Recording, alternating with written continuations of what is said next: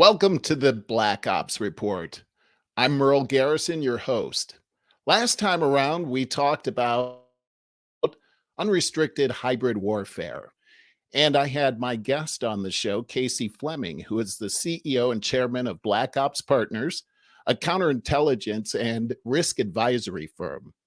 And in that conversation, we talked about hybrid warfare and what it is, the definition, and what it means to me and you, and how we're going to get through this.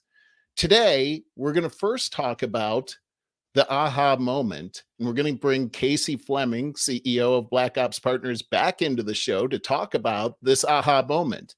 It has to do with these balloons, or at least the one balloon that we saw. We're not sure yet what these other three things were, but Casey's calling it the Pearl Harbor moment also for the United States. Casey, welcome to the show. Can you explain to us what you're talking about there? Sure. Thanks for having me. When I speak about the aha moment, the human nature and Americans basically say, hey, look, I'll believe it when I see it. Well, that was it. When you see the balloon going over a sovereign country, the country that we all feel safe in and protected in, and there's an espionage balloon flying across the country unfettered, then Americans don't feel safe anymore. So that is really the aha moment, which I think will be recorded in history, is another Pearl Harbor moment for our generation. So what that does is it kind of opens the lid on what's really going on around all this deep, extreme espionage that the Chinese Communist Party is doing in alignment with Russia, Iran, North Korea, Pakistan, and of course the Taliban. So that's really what's going on. It's been going on for decades, but it's really hitting a peak now. And you can see the brazenness by flying a balloon over the continental United States, first Alaska and then Canada and then the US.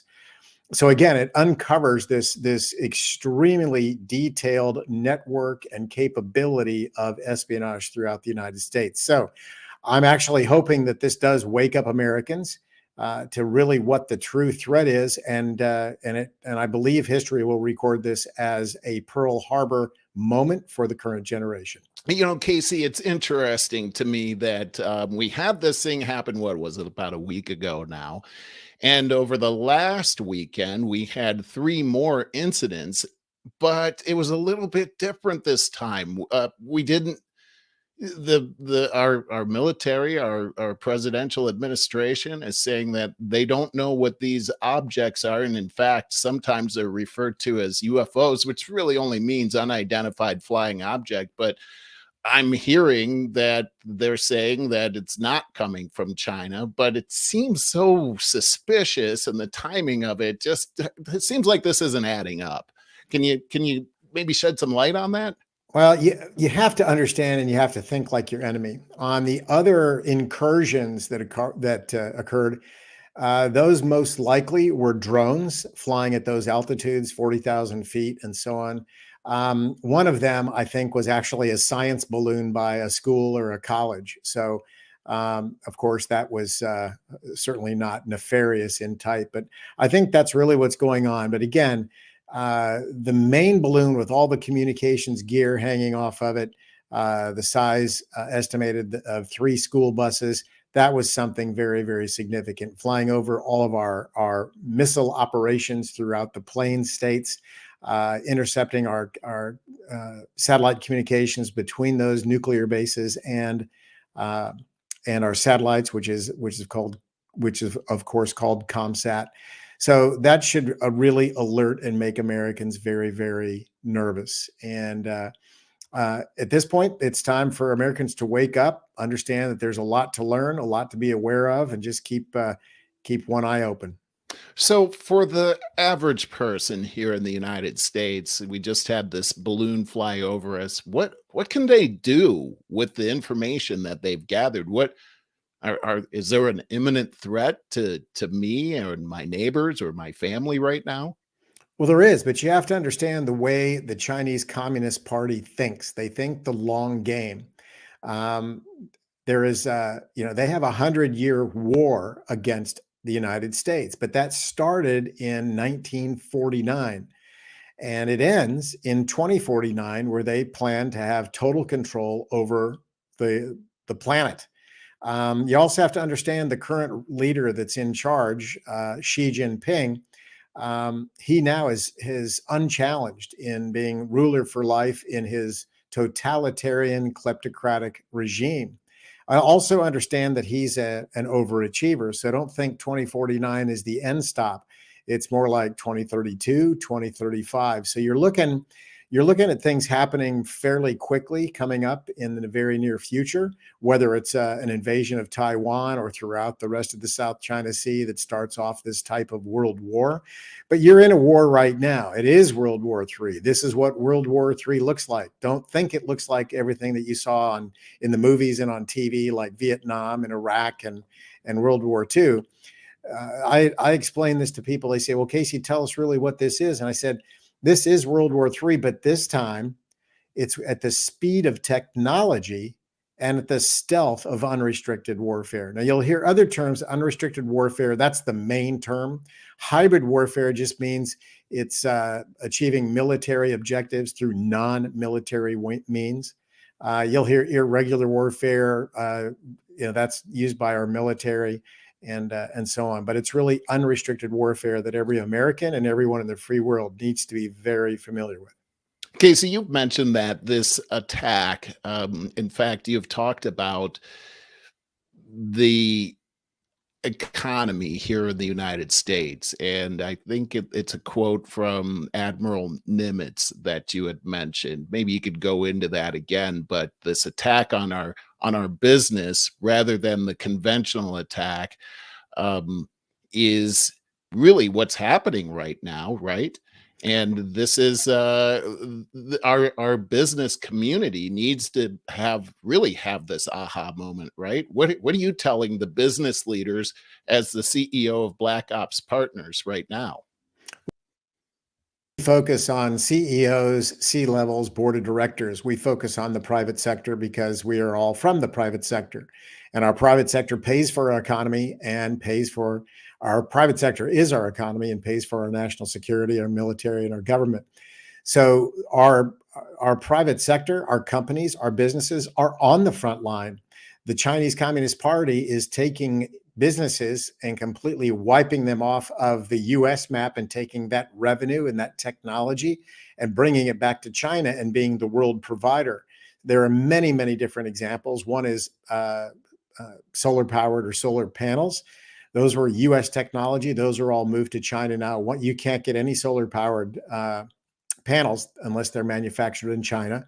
Energy windmills, US technology and innovation, 100%. And now it's about 75% of all energy windmills are manufactured in China. And they need it. They stole, the technology. They stole even the source code to run the windmills and make changes to the windmills in the software side. So that's really what's going on. Companies are on the front line. And what I tell companies is China is already China. There's only one China, and it's completely controlled by the Chinese Communist Party. When you do business with China, you are really spending money for them to eliminate you, your company, and your family from the free world for complete takeover. So you're just being played. The Chinese Communist Party is already decoupling in many, many different industries. And so you need to have a decoupling strategy. So you're one step ahead of the game instead of being the recipient of it. When we talk about decoupling, Casey, I mean, there's businesses here within the United States that literally have billions of dollars invested in China right now, and looking at their finance sheets, if they were to just decouple from China right now, it would be really devastating to their business. How do they mitigate that? Here's the point. You have to read the writing on the wall. China and the CCP is decoupling. So when they decouple and they've got a strategy and they've got a tiered strategy of which industries they're decoupling first, the industries they feel that they can completely take over or have completely taken over, Those are the ones that they're decoupling most from. The other ones are where they still need more technology to be able to run that industry globally and replace the United States. And all up in a parallel line across the top of this whole roadmap, if you will, is that they're continuing to siphon cash from our investment community, Wall Street, Silicon Valley, and so on. They're addicted to our money, just like we're addicted to their profit and as well. So it's something that's ongoing. But my point is, what I tell CEOs and boards of directors is, pay me now or pay me later, but you will be paying me. So getting back to this surveillance balloon that came over, is there any indication that this balloon was able to siphon IP from our business community, as it seemed to have hovered over a lot of our huge business centers? The balloon did not need to take information from our business community, and the reason for that is that China has had an extremely powerful and accurate and effective cyber campaign to steal that technology. What they can't get from cyber, they get it from employees, either employees that are Chinese nationals or employees that are turned in bars and restaurants and hotels and conferences, and so on. So they either get embedded as an employee in the organization and spread around, or if they can't get some piece of technology, like I said, they will identify someone, catch them in a compromising situation, which is called a honeypot, and then blackmail them to get that technology. Speaking of this, there's a lot of information. You're giving us some pretty significant examples of how this hybrid warfare happens within our businesses. Where can they get more information on this? I get that question all the time. Hey, Casey, this sounds interesting, but can you give us more detail? We want to see more detail. As I mentioned before, Americans like to say, hey, I'll believe it when I see it. So we're the guys that connect the dots. We post articles on our LinkedIn company page. Go to LinkedIn, follow our company page, and we post articles nearly every day that will fit right into this unrestricted warfare model.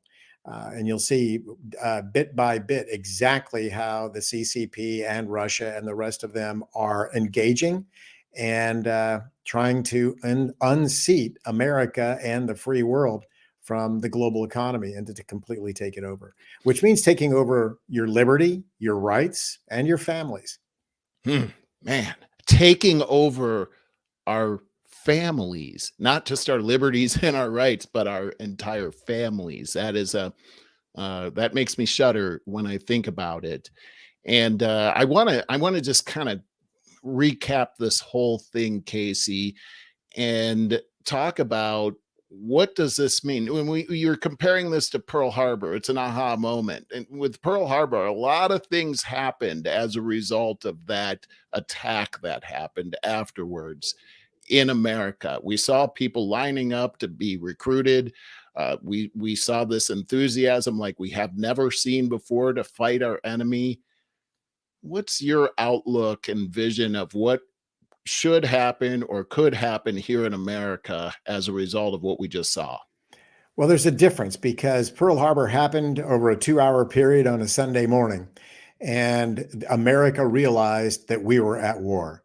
So there was no going back from that. There was no question from that. There were photographs that were being sent through the media, and it was one event, and it was done. Every American understood that they were at war.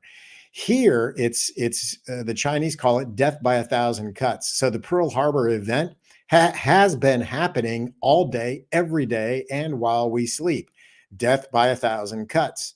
So when I say Pearl Harbor moment, this is something that nobody can ignore. It's a balloon flying over the continental U.S., intercepting our nuclear missile communications to our satellites in a brazen attack on our sovereignty and our security and our well-being in the United States. So that's what we're talking about. So what can happen? You've seen a recent House committee, select committee put together on this whole quote competition thing with the CCP.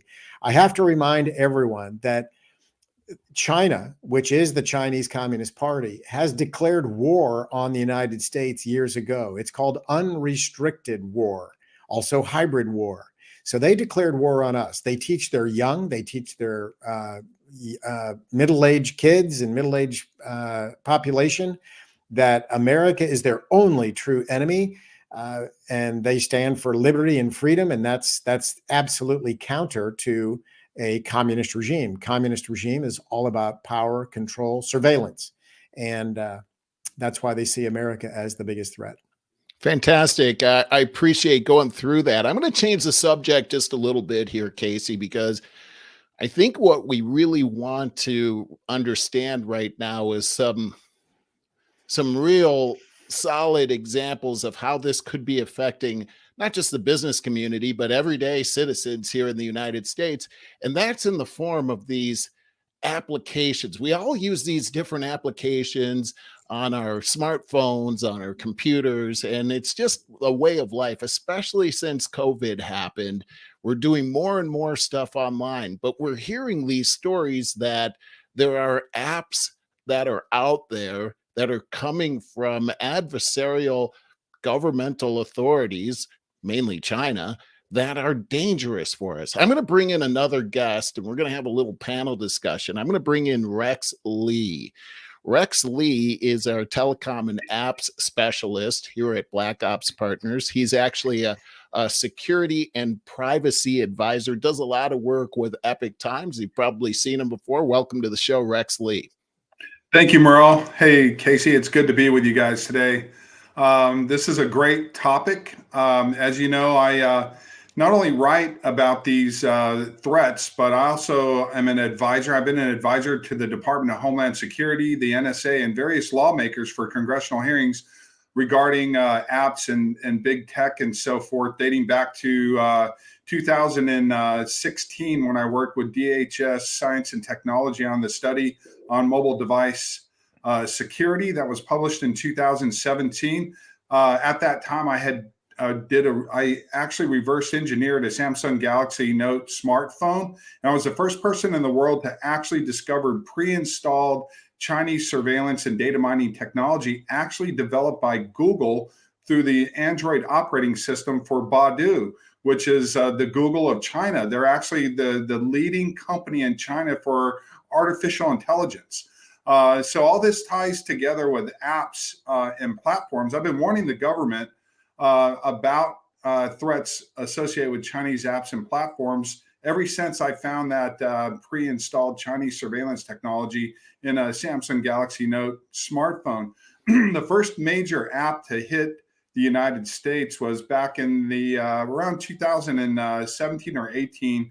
Tencent, a Chinese multinational corporation, they compete in multiple industries, developed the first popular app called WeChat.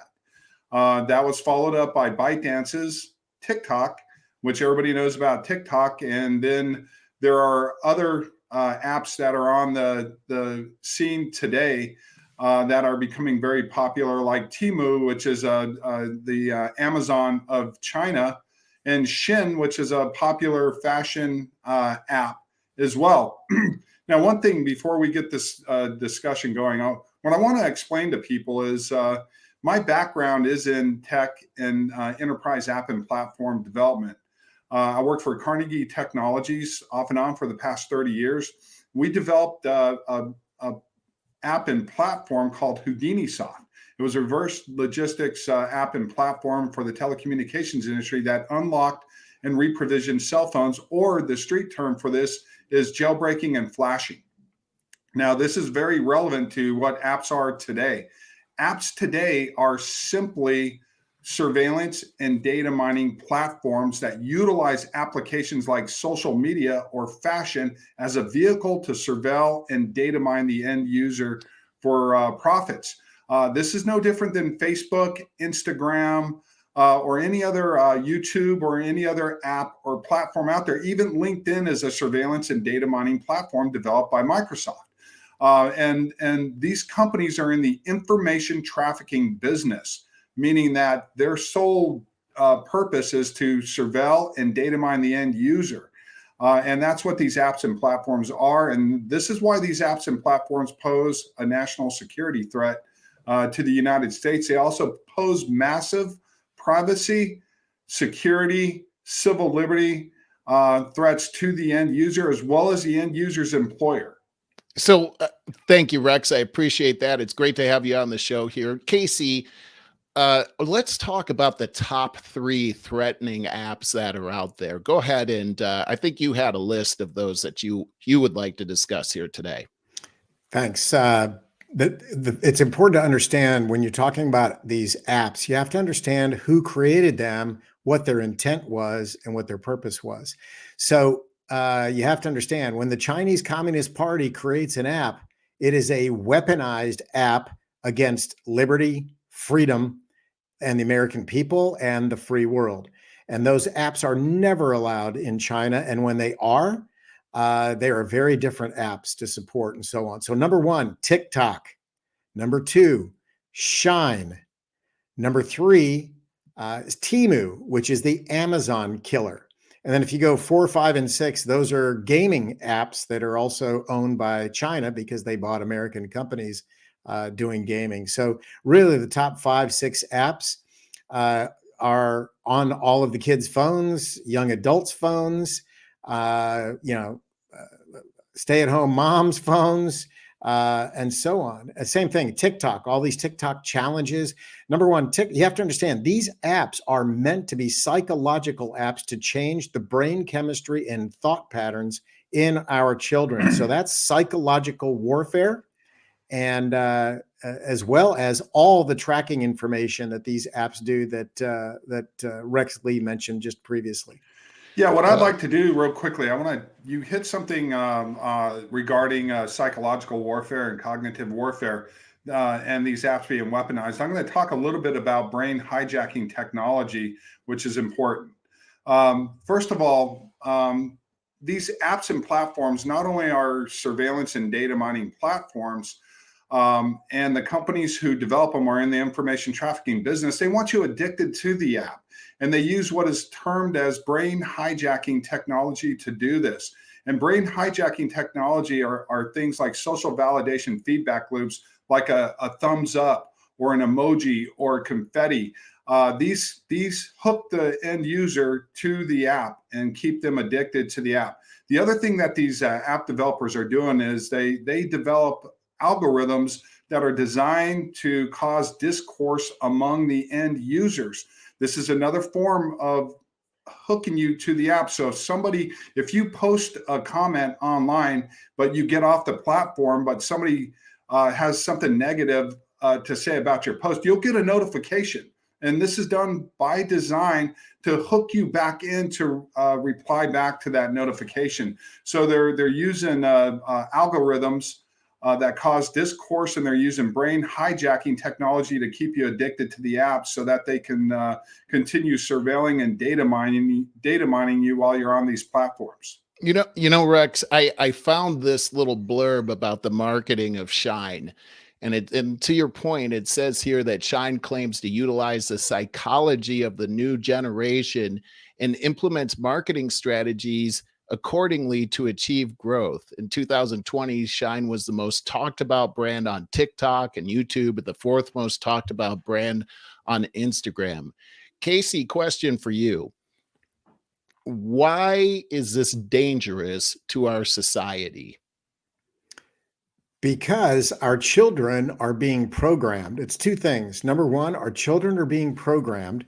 And what the inside of our children being programmed means that they're being weakened, they're being controlled, or their values are being reset to CCP values.